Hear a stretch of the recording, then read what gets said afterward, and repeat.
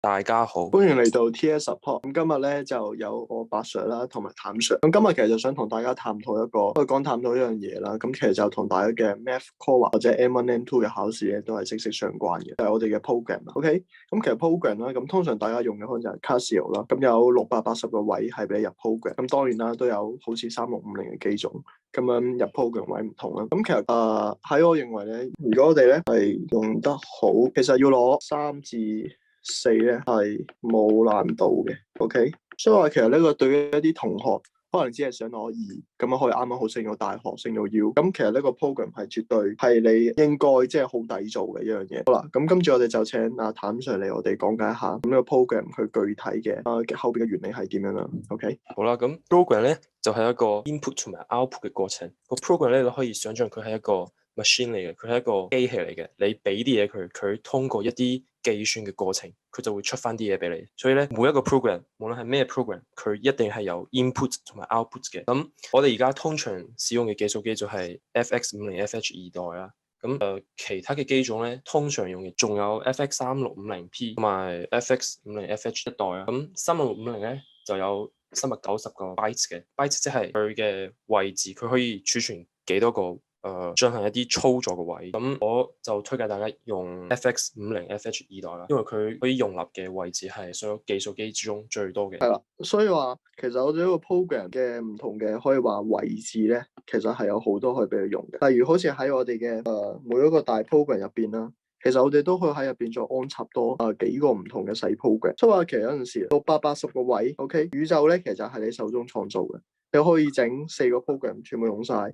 或者一個 program 入邊安2個小 program，咁樣其實全部都係你自己選擇。但係如果利用好呢個可以講係神器咧，攞3攞4係真係冇難度。好，咁咧喺你選計數機嘅時候，一定要注意嘅一個位就係你嘅計數機嘅左上角一定有一個 HKEAA Approve，你冇呢個掣係帶唔入考場嘅，所以咧你買計數機嘅時候要注意啦。係啦，同埋就係計數機咧，其實你咧就真係最好就唔好喺上邊整一啲 label 啊，即係整啲可能係我哋嗰啲貼紙啊、label 啊，筆啲名落去啊，或者用塗改帶整啲嘢落去，咁就最好唔好咁，因為帶落考場嗰陣咧，我哋考試呢個機殼咧係要除低嘅，所以話我哋只可以一部攞機咁樣係上陣，所以話最好就唔好有任何嘅我哋講嗰啲 mark 咗一啲嘢上去，咁樣就即係其實都講過考評報告，即係有陣時可能就會話降 grade 啊咁樣嘅情況，因為呢啲俾人捉到，咁就冇謂啦。好，咁其實咧啱啱白 Sir 都講過啦，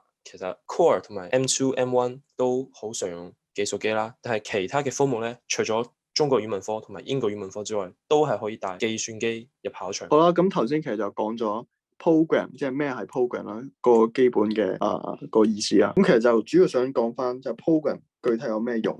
OK，program 有咩用咧？具體咁樣。咁其實喺好多我哋做 DSE 啦，或者其實以前會考，甚至係講緊係 A Math、Pure Math、純數 M1、M2，其實好多時候 program 用處都喺入邊可以出到。嗱，而家好似舉個例子啊，好似講講我哋 Core 數學嘅 MC，其實 Core 數學嘅 MC 有好多，例如 Circle 啊、地心啊，再或者我哋嘅 2D 啊，或者我哋嘅 AS 啊、GS 啊、破必啊、導之不盡嘅。OK，其實好多題目都可以用我哋呢個 program 去處理嘅。咁佢其實所以都係講咗啦 program 咧其實係幫你哋攞3攞4，因為其實呢啲題目你做到咧，基本上攞3攞4 OK 嘅。當然啦，你講再複雜啲嘅，可能就有講好多嘅 mensuration 求積比嗰啲，咁嗰啲就5勝5勝啊 OK。但係 program 嘅作用咧，幫你攞3攞4，起碼保住呢個3、4咧係絕對冇問題嘅。OK，所以話而且都會做得快好多，有咁多嘅時間去 check。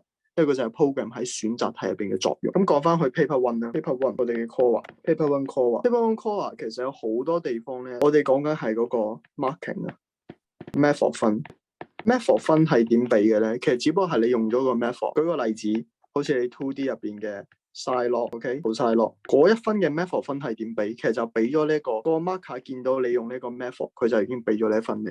所以話其實當中嘅嗰啲運算嘅過程咧，佢係唔會睇嘅。通常就1分 method 分啦，跟住就落我哋嘅 A 分，翻10分。所以話其實中間嘅過程咧，我哋就會用我哋嘅 program 去幫你處理。咁有好多啦，例如我哋嘅expansion 啦，類似呢啲咁嘅嘢，咁樣將佢 expand 啦，expansion 啦，好多或者我哋揾公因數、公倍數嗰啲啦，LCM、HCF。呢啲類似，其實都可以用 program 去幫你完成呢個運算嘅工序。咁講翻好似 M2 啊，其實 M2 都有好多㗎，例如我哋嘅 binomial 二項式定理，又或者其實我哋有好多 integration 啦、微積分啦。OK， 咁通常就會用3650啦、3650P 啦。去完成微積分 ，OK， 即係幫你去 check 你嘅數啱唔啱啦。咁當然啦，佢就唔可以幫你連個 step 好似咩分咁樣完全掃晒出嚟，但係佢幫你 check answer， 肯定你嗰題啱咧 ，program 係絕對係可以做到。而且或者講翻 M1 啦，其實都有好多唔同，例如可能佢用到我哋 SD mode 咁樣，入邊其實都有再多嘅 program。跟住啦，其實總結係。program 唔用咧，或者講唔識用咧，不五星定係五星星，你係想要1或者2、3或者4嘅五星，其實都應該 program。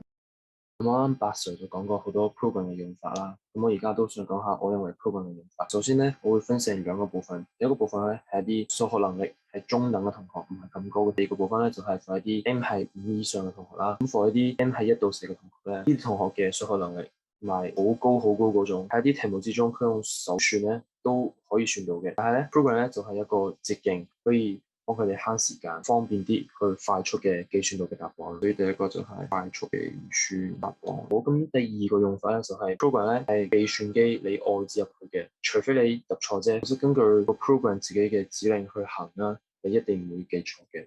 所以咧，第二個就係可以提高到個準確度啦。咁譬如就係一啲 2D、3D 嘅要求，要一啲6個有效數字嘅，你先可以記到一啲最尾個題目，最終想要你揾嗰個最準確嘅答案。咁第3個功能咧，就係 program 個位咧，你仲爭啲位嘅時候，你可以入一啲公式入去嘅，入公式。譬如咧，你個 program 你用剩一個位，咁你就可以喺你剩低嗰個位裏邊入一啲你想嘅，你唔記得嗰啲公式入去，譬如係A 加 B 嘅二次係 A 二次加 2AB 再加 B 二次啦，就好似呢啲公式，假如你唔記得嘅話，你就可以入喺呢個 program 度。咁你喺考試嘅時候唔記得，你就可以入翻 program 嗰度去睇翻咯。咁呢個功能咧就唔係淨係喺數學先用到嘅，你喺其他嘅科目啦，譬如係啲 physics 啦、physics bar 啦，都係用到嘅。咁嗰一啲 M 係5以上、5星、5星星嘅同學咧，嗰個人都係對佢哋係有用處嘅。我係考場嘅時候，你哋喺草稿紙上嗰啲計算嘅步驟其實係冇分噶嘛，但係呢一啲步驟其實好多都可以用一啲 program 去幫你解決晒啲麻煩嘅步驟，幫你直接揾到個答案。咁呢啲繁複嘅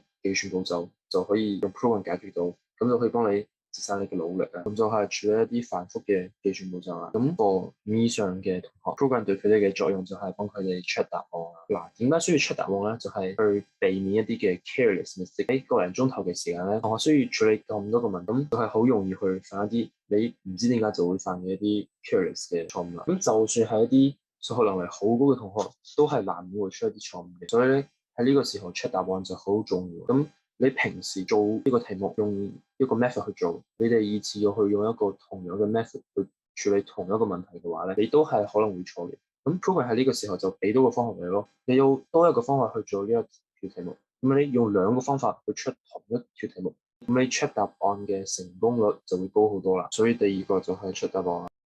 咁最尾就係想講下對同學仔嘅建議啦。首先第一個建議就係盡量入翻一啲多功能嘅 program，用盡晒啲680個 byte 啊，盡量入多功能嘅 program。咁就係入多功能嘅 program 啦，用盡晒你部計數機嘅680個位啦，盡量就係涵括晒所有嘅 topic 啦，咁就最好啦。咁第二個建議就係唔好等到 DSE 先用嗰啲 program，你日常嘅練習中就係要用。咁你唔好以為啲 program 就唔使練習嘅。你喺考試嘅時候，你就會自動點樣去用嘅。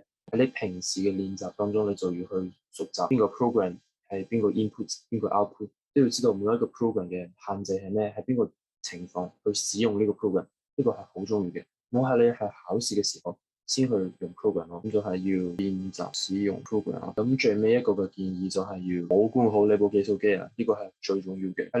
喺重要嘅考試之前咧，你都要 check 下啲 program 仲喺唔喺度啦。有時候啲 program 冇啦啦唔見晒嘅，或者係你唔知點解咁錯就 delete 晒啲 program 啦。所以咧，你就要保管好部計數機啦，唔好等考試嘅時候先發現你啲 program 唔見晒，咁就大鑊啦。好，咁呢條片就差唔多到呢度完啦。中意呢條片可以俾個 like 啦，同埋 subscribe 我哋 TS Support。咁如果你唔知邊度有啲多功能嘅 program 嘅話咧，你都可以睇翻我哋 TS Support 嘅網頁，嗰度都有啲我自己寫嘅 program 同大家分享嘅。咁就係咁多，大家下次見，拜拜。